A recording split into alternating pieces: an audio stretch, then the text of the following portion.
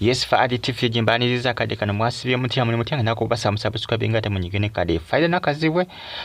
Geoffrey Rutaya ebyama byongedde okubanga bifutukayo kutata omwana omutuufu bagalagana ku DNA test ngenda kombi kutuzago byonna mbajita Fahad TV jimuli mutya mwasibye mutya ngenda kubasaba musubscribing ate munyige ne kade comment section weli abaka bontira mu comment section tosigalenga oji following bajita Fahad TV jimbateka abaye Saudi Arabia nabali ekata bagamba nti muli bamanyi nnyo kubanga muji following naye ngo mwana wa nakazi bwe yafaana Geoffrey Rutaya ebyedala bannayi abana ekiri ku mitimbagano egya social media Geoffrey Rutaya abadde n'agamba nange ate musibako mwana wa mukazi nze Geoffrey Rutaya yagambye nti adde amanye ebintu just bya serious naye ebintu bigeze okulanga bisi just ebintu kale nti byakusaagira just bya luwali naye bigeze okulanga ebintu nga biri serious ebya ddala yageze okulanga ebintu bitabuse nga baye ekifaananyi bakitambuza ku mukutu gwa Twitter kitrendinga bitya kitambula kitambulenga yi nagamba yi yabute namwegaana mulekera kunsibako omwana si wange Geoffrey Rutaya yekanye omwana wa nakazi abayezi babitandika ng'ebyokusaaga n'ebintu biwanvuye ebintu biwanvuye baagala so Bufalida asooka atwala omwana we ku DNA test ne mukulu Geoffrey Rutaya liza kyozina zifulumi baziteeka ku social media aho bajja kulekerawo obaani atambuze nankani eno akafaananyi kana aka Geoffrey Rutaya obaani akapostingayo ku mitimbagano asooka kateekayo akafaananyi ako ng'agamba nti omwana wa nakazi we mwana wa Geoffrey Rutaya tewali amanyi obaani yabitandika naye nga nakazi we bamuli bubijjukira abasinga bagusalira nakazi we ne bamugamba social media y'eggwanga Uganda olina okugiyiga nti bw'ozaala omwana tomutimba abasinga bagamba ndowooza amagoba ndowooza ogalabye bajja kumuwa bataata bameka na bameka ate abantu abasinga olw'ebizi ku social media babitwala serious kati bino ebisinga abasinga babitwala serious basinga ajja kulowooza nti gwe ne Geoffrey Rutaya waliwo ekyagenda maaso wakati wammwe baamulabula abasinga balanse okumugamba ndowooza olaba otandise okuba nga ofuna ku nsiko bagamba nti kyosiga kyokungula wano social media y'eggwanga Uganda mulina okuba nga mugiyiga naye ng'ebyadda social media y'eggwanga Uganda abantu bonna balina okugiyiga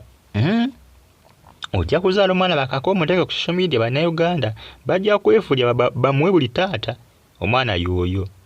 omuto y'oyo bamwala Geoffrey Rutaya bagamba ekyenyi kyekifaanana ekya Geoffrey Rutaya n'amaaso naye ng'abasinga bagumusalidde bagamba omwana wali olina kumukweka bukwesi kati essaawa waluguddemu bamwale batata bameka na bameka abasinga bagumusalidde mulange bye bitambula kadde kano ku mitimbagano egya social media naye nga nakazi bwe abayaye bamuli bubi left right center bamuli bubi Geoffrey Rutaya yabadde neyegaanagaana edda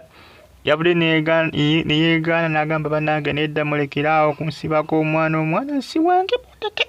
yabagambye mundeke ni musajja mufumbo musajja wattu Geoffrey Rutaya yagudde mu mbisa bannayuganda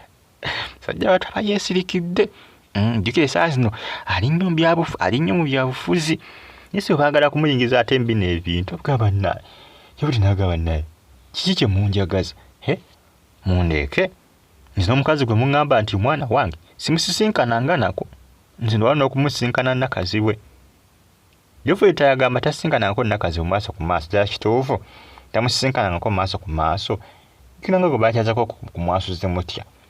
nirabidde bwerabise naye ng'ebyomwana si wa Geoffrey Rutaya bannange bannayuganda mulekerawo sala omugambo naye ng'abasinga bagusalira nakazi we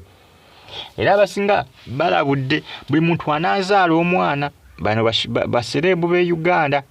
n'omutimba ku social media oba olina okusubira nakazi we olina okusubira liza otusi nakazi we saa zino ziyakafuna kyobulaba Juliana baagaana okulaga abaabwe era ne Rape yagaana okumulaga ate ng'olaba Rape yagala nnyo okwemulisa yagaana okumulaga nakazi we yowe n'agamba amu abamanyi kamutimbe maama ebivuddemu tebinaba kubanga bitambulira ku sayidi ye byonna bikambwe byonna bikaawo byonna bitabufu abasinga so bavudde nga bagamba mutwale ku DNA test tulabe oba si wa Geoffrey Lutaaya. Munange byebyo ebitambatambula kadde kano social media. Jjajjawo omuto muzzukulu maama wa Nakazibwe yavudde n'agamba nti Nakazibwe munnange yakolamu keesu yalina kubanga atimba muntu we ku social media mwana we, kubanga social media y'eggwanga Uganda kirungi agimanyi. Yakolamu kensobi